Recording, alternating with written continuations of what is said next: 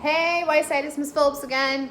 I've got Avery here today. It's about a little afternoon on Thursday, so I don't know if you guys remember, but she had her appointment today to get her cast off. So now she's got this nice little sweet polka dot brace. She's got it for about 3 more weeks. And then we kind of get to relax a little and get her back into more activities, so she's excited on that. We are doing animal behavior today, so I thought I would kind of just run through quick examples of what I had as your task for today, and then give you a couple more resources where you can go and watch some webcams, okay? So the first thing we got is hibernation. So hibernation is when animals take a nap for the winter. You can see it with squirrels will sometimes do it, bears, things like that. You have migration. That's kind of the opposite. Instead of taking a nap for the winter, they fly south for the winter. Remember, you guys, they're not doing it because it's cold. They're doing it as part of maintaining homeostasis, my favorite science word, so that they can find food and those other resources.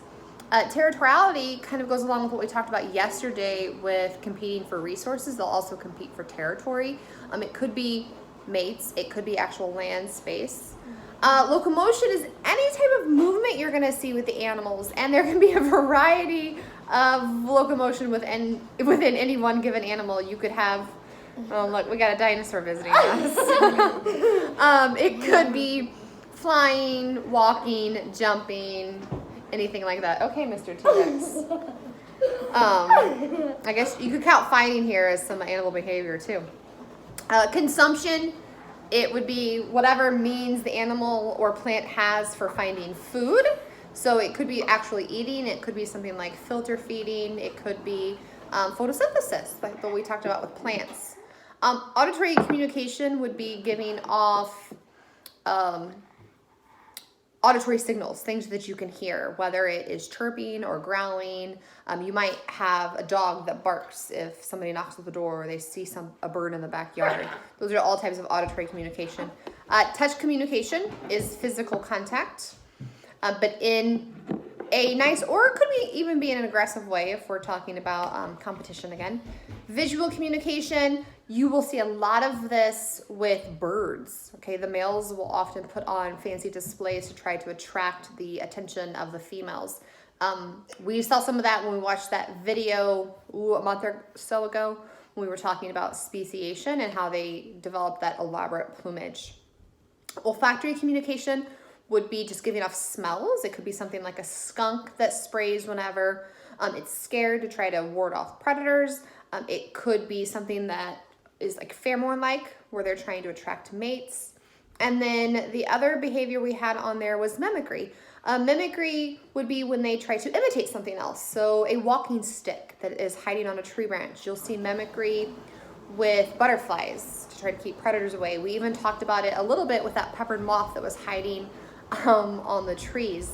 If you want to try to see some actual behavior occurring live, our zoo, the St. Louis Zoo, has a great webcam of Penguin and Puffin Coast. You can go on there, check that out. You'll see some cool stuff. Again, the Cincinnati Zoo that I talked about yesterday, they had the ocelot. Today they have the sloth. I also saw a little video this morning from our St. Louis Aquarium where they were doing breakfast with the sloth. So check those things out, okay? Especially if you're sitting at home on this rainy day and you want to kind of do science in a little bit of a fun and different way. If you come across any other videos that are cool, that have good examples of animal behavior, let me know. You can email them to me. You can throw them up in the comments on Google Classroom that go along with this video. I hope you guys are staying safe, eating healthy, getting some exercise. Remember, maintain that homeostasis so you keep those immune systems up. And can't wait to see you guys. Bye.